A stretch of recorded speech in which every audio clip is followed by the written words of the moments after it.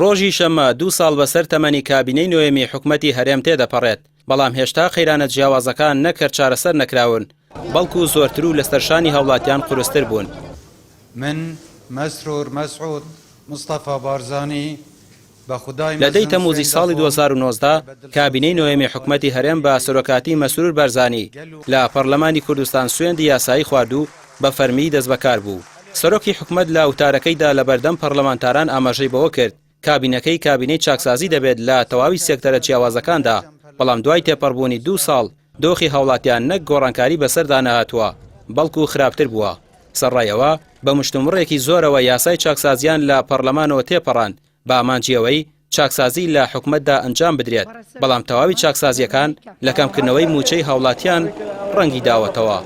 ئەگەر سەرنج بدرێت دۆخی ئێستای حکومەتی هەرێمی کوردستان بەراورد بە کابینەکانی پێش خۆی زۆر ئاڵۆزە، بە جۆرێک لایەنەکانی ئۆپۆزیسیۆن بە شکست خواردووی ناو دەبەن و چەند جارێک لە کۆبوونەوەکانی پەرلەمانەوە داوایان کردووە حکومەت هەڵبوەشێندرێتەوە. دوای چەند مانگێک لە دەستبەکاربوونی کابینەی نوێیەم، جارێکی تر لێبڕین و دواکەوتنی دابەشکردنی موچە دەستی پێکردە و تا ئێستاش بەردەوامە. لە کاتێکدا ئەو داهاتانەی ئێستا دێنە بەردەست حکومەت لە هەموو کاتێک زیاتر بوون. پێش دەستبەکاربوونی کابینەکە چاوەڕوان دەکرا کابینەی نوێیەم بتوانێت بەشێکی گەورە لە کێشە هەڵپسێدراوەکانی کابینەکانی پێشخۆی چارەسەر بکات. بۆ پێی سەرۆکی حکومەت کەسی دەستڕۆیشتووی ناو حیزبەکەیەتی و بڕیارەکانی بۆ ناو حیزبەکەی یەکلایکەرەوە دەبن، بەتایبەت لە پرسی چاکسازیدا، کەچی لە ماوەی 2 ساڵی ڕابردوو ئاستی گەندەڵی و بە فیڕۆدانی سامانی گشتی تەواوی ژمارە پێوانەیەکانی تێپەڕاندووە، قاچاقچەتی لە سنوورەکان زیادی کردووە، پرسی کۆمپانیاکاری و کێشانەوەی پارە لە هاوڵاتیان گەیشتووە بە لووتکە، داهاتی تاک بۆ نزمترین ئازدا بەزیوە. بەڵام لە بەرامبەردا سەرچاوەکانی داهاتی حکومەت زیادی کردووە کە خۆی لە فرۆشتنی نەوت و داهاتی ناوخۆدا دەبینێتەوە.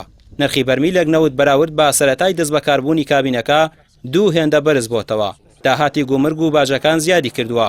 نرخی دۆلار 125 بەرز بۆتەوە.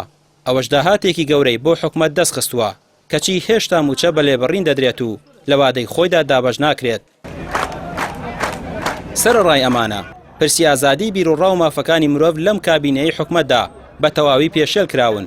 هەر جۆرە خۆپشاندان و ناڕەزاییەک بە زەبری چەک کۆتایی پێدەهێنرێت. بڵاوکردنەوەی ترس و تۆقاندن و سەرکوتکردنی خۆپشاندەران و چالاکوانان لە زۆنی زەرد بە تەواوی پەرەی سندووە. بە جۆرێک لە خۆپشاندانەکانی ساڵی ڕابردوو تا ئێستا نزیکەی 600 چالاکوان و ڕۆژنامەنووسی بادینان دەستگیر کراون و ناو بەناو چەند ساڵێک زیندانیان بەسەردا دەسەپێندرێت. ئەمە جگەلەوەی کوشتنی خۆپشاندەران لە ماوەی تەمەنی ئەم کابینێدا بێ پێشی نەبووە. لە ماوەی 11 ڕۆژ خۆپشاندانەکانی سنووری پارێزگای سلێمانی 10 کەس کوژراون و سەدانی دیکە بریندار بوون. کابینەی نوێمی حکومەتی هەرێم تەنانەت نەیتوانیوە هەرێمی کوردستان لە هێرشی گروپە چەکدارە شیعەکان بپارێزێت کە ناو بەناو ئارامی هەولێر و هەرێمی کوردستان دەخەنە مەترسیەوە.